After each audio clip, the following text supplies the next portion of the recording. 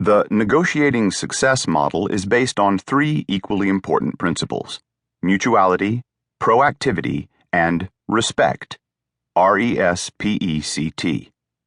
Together, they form the cornerstones of the negotiating process. Mutuality. People around the world have been deeply indoctrinated in the concept of win-lose. Although that may produce some excitement for a sports event or create drama in elections, it is simply self-defeating in negotiations. The best results in the short and long run will be to work on behalf of each party, getting as much of what is wanted as possible. Changing from win-lose to mutuality or win-win takes a mental paradigm shift. And change is not easy, but change will come more quickly if you have an incentive. The motivation to become a mutuality-based negotiator is in part the self-serving factor. You do need to win on your side. But so does the other party. So why stop with only half of the equation served? What do you imagine life would be like if we all changed from self-serving only to self-serving while serving others? Life is full of choices, and this is one of them. And it makes total sense. The principle of reciprocity, more in Chapter 5, says that when we serve others, they will most likely be inclined to return the favor. You do not need to believe this. Check it out in your own life. If someone has no interest in helping you, are you more or less likely to help them? But if someone acts in ways that support and serve your cause, are you more or less inclined to help and support that person? If this is true for you, it is likely true for the other too. Like so many of the ideas in this book, mutuality will be stronger in formal negotiations if you practice win-win interactions regularly, everywhere. Here is where the self-serving factor comes into play again.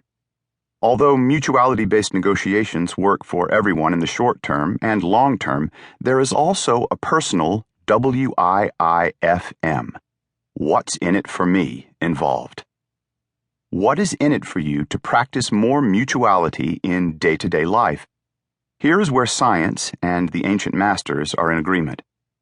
Perhaps, like me, your academic days are a few years back. What we learned could only be what was known at the time. If you were a classmate of Columbus, you would have been taught and probably believed that the world was flat. Inconceivable now that we so clearly know that it is not true. Well, the science of biology has also continued to expand and grow. New technologic advances are forever showing us new information. That new information shows how old knowledge and beliefs need to be updated. One area of the new biology, circa 1995, is about genome expression, epigenetics. What does this have to do with negotiations?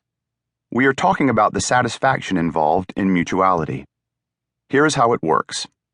Science, via the Swiss physician Friedrich Miescher, had its first rudimentary identification of DNA in 1869. It was always there, but like many things, we simply could not see it. Then, we could not understand it. Then we have what we think is the understanding. Then that understanding changes. In the mid-1990s, Dr. Bruce Lipton and others, with the help of ever-advancing technology, found a major difference about DNA. It was said that DNA is the blueprint of life. It was thought to determine lots of who we are and what we do. But the new science observed that while DNA is indeed a blueprint, it is influenced to direct us by energies outside of itself. Simply put, when DNA received signals that are negative, whether from within us or from our external environment, the DNA expresses negatively. When positive signals reach the DNA, it expresses positively. Let's take this back to mutuality and personal satisfaction. Studies show this. When people perform acts of service or kindness, the start in mutuality, our DNA likes that and expresses it in ways that feel good to us. Personal satisfaction.